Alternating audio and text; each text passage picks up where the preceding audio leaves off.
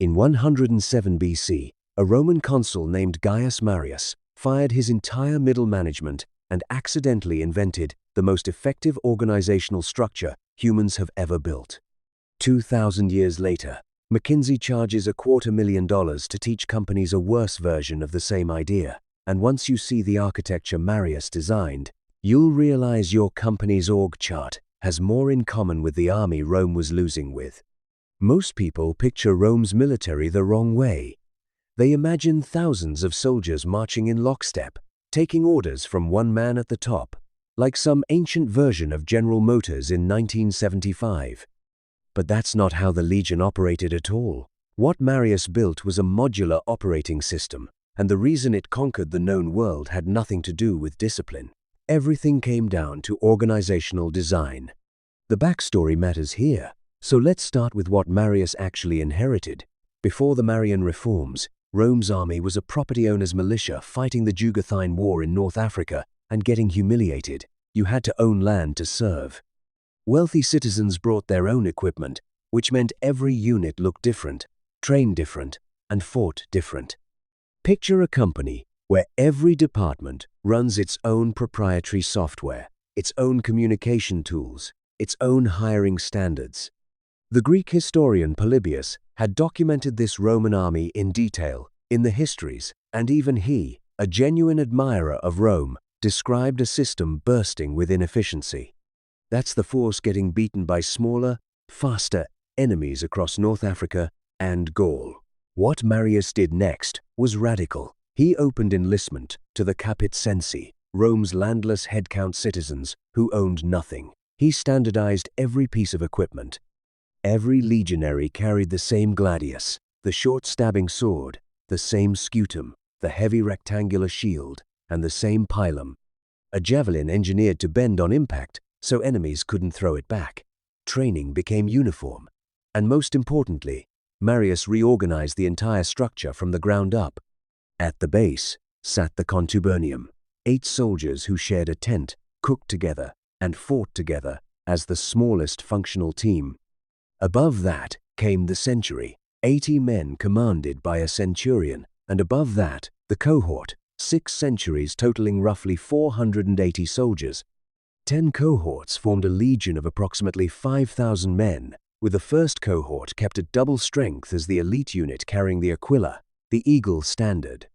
And here's the detail that changes everything, the one most history channels skip entirely. Every single one of these units was designed to operate independently. A contubernium of 8 soldiers could get cut off from the rest of the legion and still function because they carried their own supply mule, their own cooking equipment, and their own chain of command. A century could detach, reposition to a different part of the battlefield, and execute complex maneuvers without waiting for orders from the top. A cohort could hold a bridge, secure a town, or engage a flanking force entirely on its own authority. What Marius built wasn't a hierarchy that happened to be divided into pieces. It was a collection of self-sufficient modules that happened to stack into a hierarchy. The centurion commanding each century was never an aristocratic appointee. Centurions earned promotion from the ranks, rising because they were the most experienced and most competent soldiers in the unit. They led from the front, and that's not a figure of speech. A centurion stood at the front right of the formation, the single most exposed position on the line. The casualty rate tells the story. At the Battle of Pharsalus, in 48 BC, Caesar lost roughly 200 men, and 30 of them were centurions, meaning 15% of the dead were frontline leaders. That's not a chain of command. That's leadership with skin in the game. Now, I know this sounds like Roman trivia, but what you're about to see is why it's not. This is where it clicks. The Roman legion wasn't just a military unit. It was an organizational solution to a problem that every modern company faces, and almost none of them solve, which is how to scale coordination without killing speed. What General Stanley McChrystal described in Team of Teams in 2015, that modern organizations need to function as networks of small, empowered units rather than rigid hierarchies. Marius implemented 21 centuries earlier. The vocabulary changed, the mechanism stayed identical. In the legion you have the contubernium, And in a modern company, that's the squad, the pod, the cross-functional unit, 8 people who share context, trust each other, and can execute without asking permission. In the Legion, you have the centurion, a frontline leader promoted for competence rather than connections. And in a company, that's what a team lead or engineering manager is supposed to be, but almost never becomes. In the Legion, you have the cohort, a mid-level formation that operates as an independent unit, and in a company that's a division or business unit. Except most companies won't let those divisions do anything without 6 layers of approval from people who haven't touched the actual work in years. Rome built a system where small units had maximum autonomy, middle layers existed to coordinate rather than control, and leadership ran on competence rather than tenure. What most people don't realize is that the problems plaguing modern companies, the slow decision-making, the information bottlenecks, the Peter principle, were solved problems before the invention of concrete. Let me walk you through it, principle by principle. The first is what I call the contubernium rule, the power of the irreducible team. Marius didn't pick 8 soldiers per tent because it was a convenient number. 8 was the maximum group size where every member could maintain a direct relationship with every other member.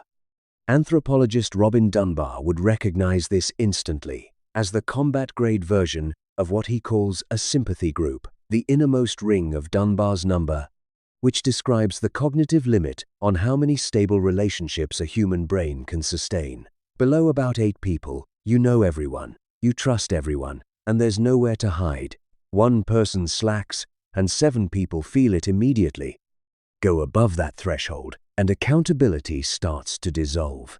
A failure mode organizational psychologists call social loafing, where performance per person drops because responsibility diffuses across too many faces. Frederick Brooks identified the same ceiling from the opposite direction in 1975 when he published The Mythical Man Month. Brooks proved that adding people to a late software project makes it later because communication overhead grows exponentially with team size. 8 Roman soldiers sharing a tent in Gaul and 8 engineers sharing a codebase in Cupertino hit the same wall at the same number, and that's not a coincidence.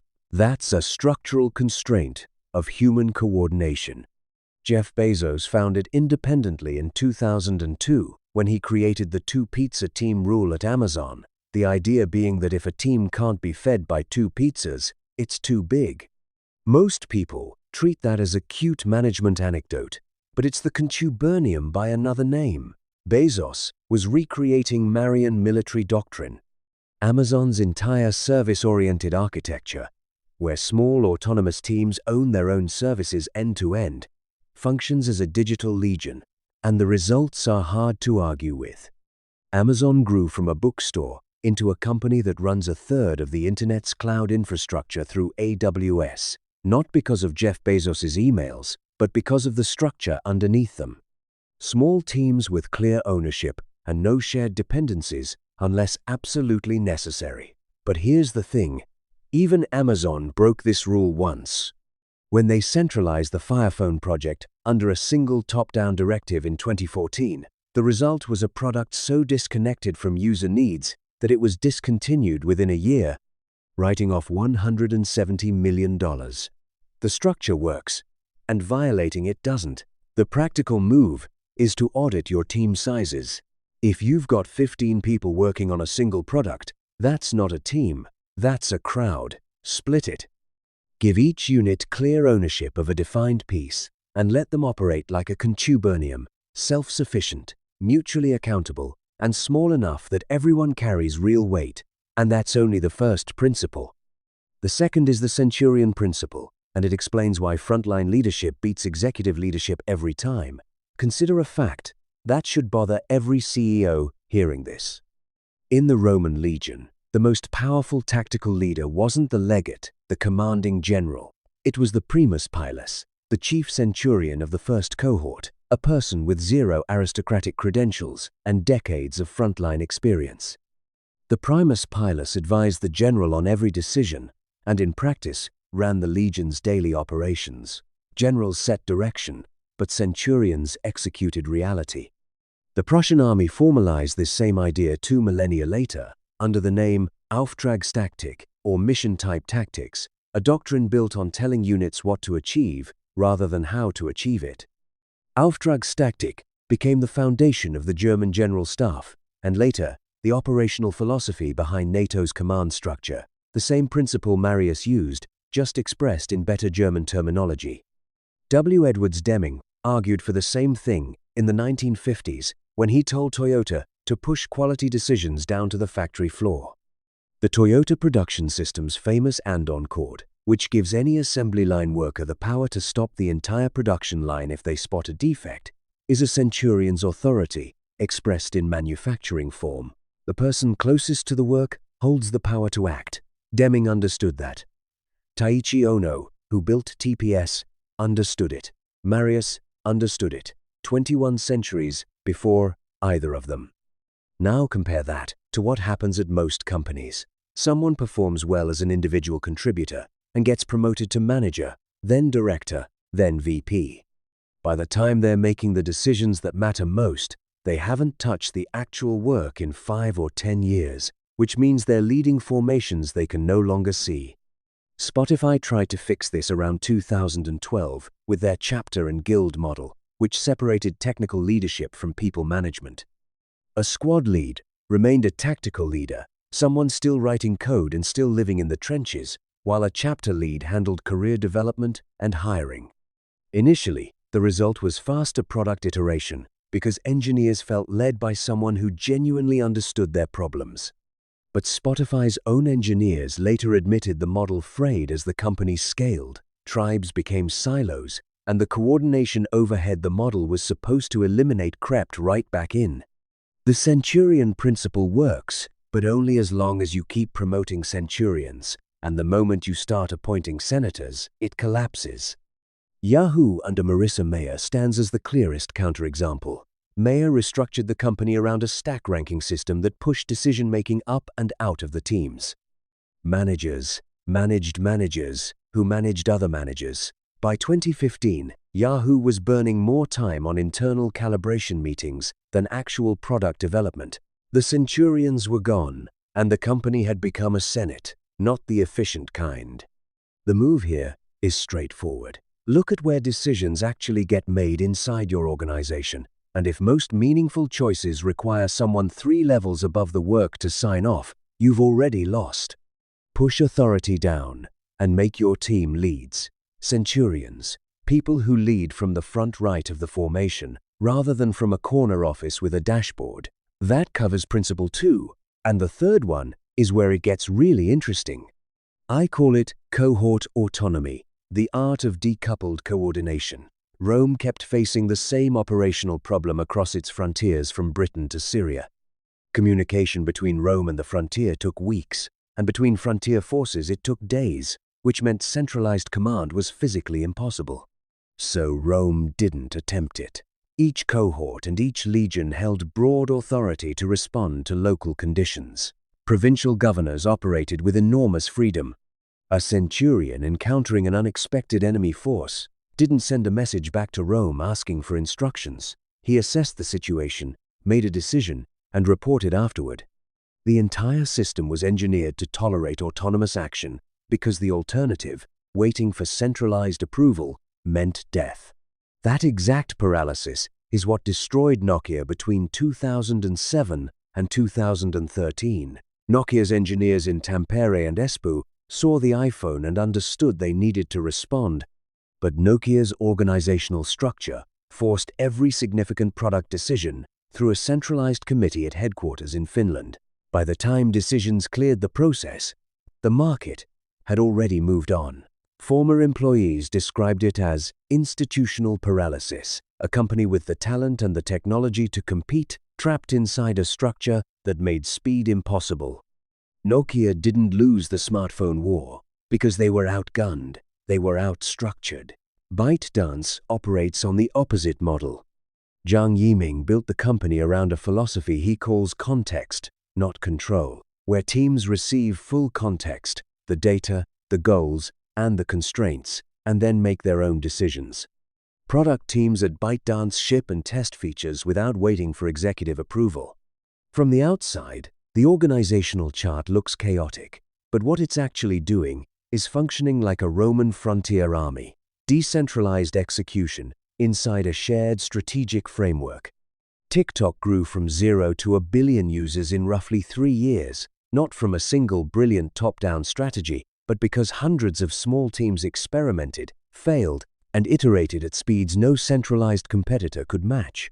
The Dutch healthcare organization Buurtzorg achieved something remarkably similar by eliminating virtually all middle management and organizing 15,000 nurses into self-managing teams of 12, becoming the highest-rated employer in the Netherlands, while cutting costs by 40%. Different industry, different continent, same cohort autonomy. The practical step is to identify which decisions inside your company require the most approval steps, and then ask whether each one is genuinely strategic, or whether you're routing operational choices through a strategic bottleneck. If a cohort-level team already has the information to make the call, let them make it. One more principle ties everything together, and the Romans had a name for it. They called it the impedimenta system.